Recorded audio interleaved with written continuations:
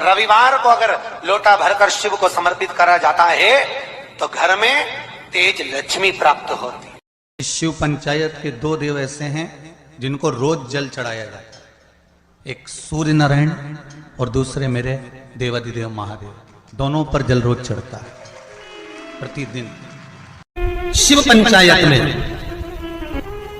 गुड़, चावल, लाल फूल और लाल मिर्ची के 11 दाने पानी के कलश में तांबे के लोटे में लेकर हाथ को ऊंचा कर नेत्र, नासिका, वक्षस्थल के सम्मुख में जो सूर्य नारायण को अर्घ देता है, जल चढ़ाता है। पर जो सूर्य को अर्घ रविवार के दिन दे देता है, अगले रविवार तक पैसे की आवक आना प्रारंभ हो जाती है। जो आज तक फोन नहीं उठाता वो फोन। सूर्य नारायण भगवान को स्टील के लोटे से या चांदी के लोटे से या पीतल के लोटे से या प्लास्टिक के लोटे से या कांच के बर्तन से जल चढ़ाने से आयु छिन्न होती है। क्या समाप्त होती है? आयु। और सूर्य नारायण भगवान को अगर तांबे के लोटे से जल दिया जाता है तो आयु की वृद्धि होती है और दिन भर में अगर कोई काम अटकने वाला है तो वो काम का रास्ता खुल जाता है और शरीर की बीमारी समाप्त हो जाती है। शरीर की बीमारी समाप्त हो जाती है। जब हम सूर्य नारायण भगवान को अर्घ देते हैं, जल चढ़ाते हैं, तो वो जल पृथ्वी पर जब गिरता है तो उसकी छींटे हमारे शरीर पर लगते हैं। क्या वो ठीक है? क्या वो श्रेष्ठ है? तो शिव महापुराण की कथा कहती है जब हम सूर्य को अर्घ देते हैं, सूर्य को जल चढ़ाते हैं, वो पानी जब पृथ्वी पर गिरता है उसके छींटे हमारे शरीर पर लगते हैं तो वो श्रेष्ठता का भाव निर्मित करते हैं। वो गलत नहीं हो सकता। कारण अब वो भी समझ लीजिए।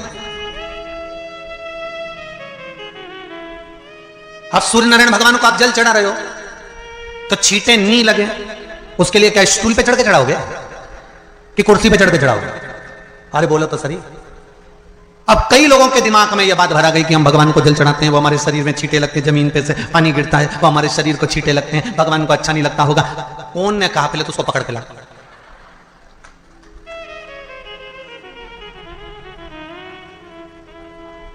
क्योंकि मेरे राम जी महाराज, मेरे भगवान कृष्ण, बड़े बड़े संत, साधु, सन्यासी, तपस्वी, साधक, उपासक जितने भी हुए, जिन्होंने सूर्य की आराधना करी, इन्होंने टेबल पे चढ़कर या कुर्सी पे चढ़कर जल नहीं चढ़ाया। इन्होंने पृथ्वी पर खड़े होकर ही, क्योंकि पृथ्वी तत्व के देव ही शिव।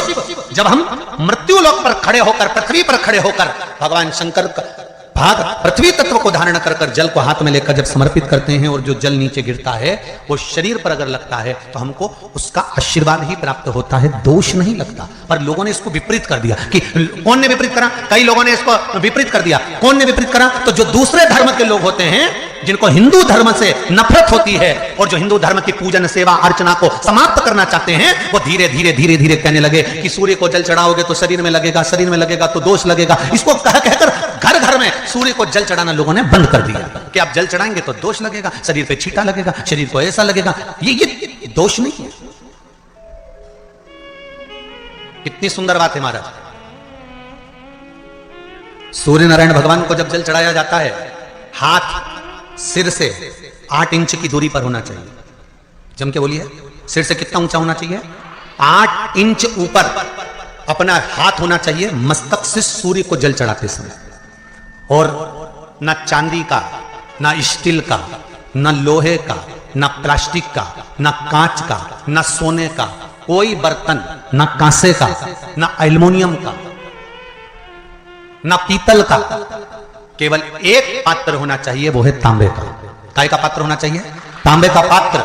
और सूर्य नारायण भगवान को जब 8 इंच ऊपर तुम्हारा हस्त है और जब हम सूर्य को जल चढ़ा रहे हैं, कैसे जल चढ़ाना है वो भी समझ लीजिए। अगर कोई कैंसर का मरीज है, जिसके चेस्ट में कैंसर आ गया हो, लेफ्ट में, राइट में कहीं पर कैंसर आ गया हो, या कोई गठान आ गई हो, तो महाराज आप जल चढ़ाते समय उस जल की धार को सूर्य भगवान को जब चढ़ा रहे हो तो धार आपकी गठान की ओर जाना चाहिए, जिससे सूर्य की किरण उस जल में से आपके उस स्थान पर पड़े, उस जगह पर पड़े जहां पर गठान है। महाराज आप लगातार जल तो चढ़ाना चालू करो, अच्छे डॉक्टर फेल हो जाएंगे और कहेंगे गठान ठीक हो गई। आपका लीवर और किडनी गड़बड़ कर रहा है, आप प्रतिदिन आपका स्वास्थ्य गड़बड़ रहता है, आप प्रतिदिन ये ज्योतिष शास्त्र के अंतर्गत, रत्न शास्त्र के अंतर्गत ये रत्न शास्त्र, ज्योतिष शास्त्र, रंग शास्त्र जो हमारे यहाँ है, रंगों के हिसाब से ये जितने रत्न होते हैं, माणिक हुआ, मोती हुआ, नीलम हुआ, मूंगा हुआ, पुखराज हुआ, ये क्यों कहते हैं ये पीला है, ये सफेद है, ये नीला है, ये लाल है, इसको शरीर में क्यों पहनाते हैं? उसका कारण होता है कि जब शरीर में पहनते हैं सूर्य की किरण उसमें पड़ती है, हमारे शरीर पर वो कलर का इफेक्ट पड़ता है, उस कलर को शरीर पर लगता है, और शरीर पर लगता है तो हमारा शरीर धीरे धीरे, हमारी जो इंद्रियां हैं वो सही होने लगती हैं, काम सही होने लगता है। छल, चित्र, कपट, निंदा, बेईमानी, प्रपंच इस मनुष्य के शरीर में हर पल, हर घड़ी, हर क्षण है। ऐसा कोई मनुष्य नहीं जो छल, कपट, बेईमानी, प्रपंच, झूठ आदि आदि से दूर रह गए। माना हम इसमें फंसे हुए, पर तेरी कृपा होगी ना, तेरी दया होगी ना, तो ये पाप की जो ये गठरी है, ये मनुष्य का शरीर, एक दिन इस गठरी को खोल कर तू पाप बाहर निकाल देगा, और गठरी के अंदर जितने कपड़े हैं उसको धोकर साफ कर देगा, ये निश्चित। अगर तेरी कृपा होगी तो, अगर तेरी दया होगी तो। बल्ली देवी और देवसेना ने जल चढ़ाना प्रारंभ करा, शंकर भगवान का स्मरण करना प्रारंभ करा। उनके भी जाते जाते कोई पत्तियां तोड़कर लेकर आ जाती थी बल्ली देवी, पत्तियां, क्योंकि बल्ली देवी एक आदिवासी राजा की पुत्री है, आदिवासी राजा की पुत्री, उसको भान नहीं है कि बेलपत्र कौन सी। फिर समझ लेना मेरी जीजी, जितने लोग आस्था चैनल पर कथा सुन रहे हैं, जितने फेसबुक यूट्यूब पर सुन रहे हैं, अगर एक बात हमने पहले भी कही है, आज फिर कह रहे हैं, बेलपत्र तोड़कर शंकर भगवान को चढ़ाओ, मना नहीं है, पर एक प्रयास अपनी जिंदगी में जरूर करना कि बेलपत्र चढ़ाने का यदि आपको शौक है तो जीवन में एक बेलपत्री का वृक्ष भी लगाने का शौक रखिए, जिससे वो बेलपत्र का वृक्ष बड़ा हो। और बेलपत्र का वृक्ष जब बड़ा होगा, आप संसार में हैं नहीं है, हम संसार में हैं नहीं है, पर यदि बेलपत्री का वृक्ष रहेगा, आपके द्वारा लगा हुआ वृक्ष रहेगा, उसमें से कोई बेलपत्र तोड़ कर जब वो बड़ा हो जाएगा, उसमें से बेलपत्र तोड़कर कोई शंकर भगवान को चढ़ाएगा, तो जिसने बेलपत्री का पौधा लगाया है, उस बेलपत्र चढ़ाने का फल उसके भी खाते में चला जाएगा और उसकी भी जिंदगी संवर जाएगी। इसलिए बेलपत्र चढ़ाओ, मना नहीं है, पर बेलपत्र का एक पौधा अपने बगीचे में, आसपास में, मोहल्ले में, जहां तुम्हें मौका मिल जाए वहां जरूर। भगवान शंकर को बेलपत्र का, तो बल्ली देवी को नहीं मालूम था कि बेलपत्र का पौधा कौन सा होता, बल्ली देवी को नहीं मालूम था कि बेलपत्र कैसा होता। बल्ली देवी आदिवासियों राजा की पुत्री थी, गई पेड़ की पत्तियां तोड़ ली, वृक्ष की पत्तियां लाई, शंकर भगवान को समर्पित कर दी, फिर गई, फिर पत्तियां तोड़ के लाई, शंकर भगवान को समर्पित कर दी, फिर गई, फिर तोड़ कर लाई, शंकर भगवान को समर्पित कर दी। ध्यान देना जरा, इस कथा से 3 चीजें निकालेंगे अपन, जो आपके जीवन में पूजन करते समय गलती ना हो सावन महीने, और ध्यान लगाकर सुनोगे तो आनंद आएगा और आपका जीवन सार्थक होगा। 3 चीजें इस कथा में से निकालना। पहला, लोटे का जल इसने चढ़ा दिया, दूध इसने चढ़ा दिया, शहद इसने चढ़ा दिया, शक्कर इसने चढ़ा दिया। ये पंचामृत स्नान अलग अलग हाथ से हुआ, किसी ने कुछ चढ़ाया, किसी ने कुछ चढ़ाया, तो शास्त्र कहता है वर भी पृथक पृथक भाग में बट गए। बहुत ध्यान देना इस कथा का है, आपसे और हमसे कुछ गलती हो जाए, जब हम पूजन करने बैठते हैं तो अगर पति जल चढ़ा रहा है तो पत्नी उसका स्पर्श कर कर चढ़ा ले, मना नहीं, मना नहीं। पर पंचामृत स्नान अगर ब्राह्मण देवता करा रहे हैं, पति जल चढ़ा रहा है, पत्नी दूध चढ़ा रही है, पति शहद चढ़ा रहा है, पत्नी शक्कर चढ़ा रही है, ये पृथकता हो।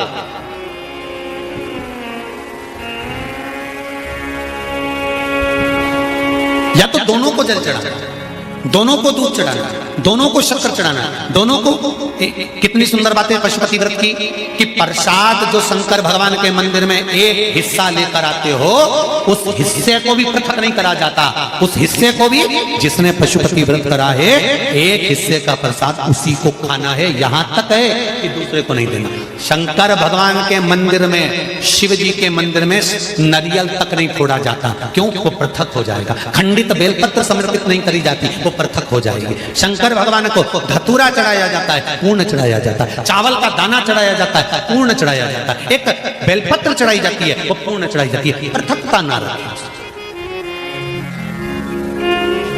अगर बल्ली देवी और देवसेना दोनों अगर जल चढ़ा रही थी, तो दोनों हाथ में जल के पात्र होते और दोनों चढ़ाती। पर एक जल ये चढ़ा रही थी, तो एक जल का पात्र ये चढ़ा रही थी। उसने कहा कांवड़ की यात्रा है, एक डंडे में एक लोटा बांध, एक तुम लेकर चलो, एक हम लेकर चले। नहीं नहीं नहीं, जल ले जाओ, मंदिर तक भी ले जाओ, पर चढ़ाते समय अगर तुम चढ़ा रही हो तो जल के दोनों पात्र तुम्हारे हाथ में होना चाहिए, दूसरा नहीं। जल की पृथकता नहीं, पृथक भाव। फिर ध्यान दो दूसरी बात, शंकर भगवान के मंदिर में जाओ, शिव की स्तुति में जाओ, पति और पत्नी दोनों विचार कर कर जाना। सुनो जी, मैंने पशुपति व्रत करा, आपकी नौकरी के लिए करा। सुनो, मैं शंकर के मंदिर में आपकी नौकरी मांगने जा रही हूं।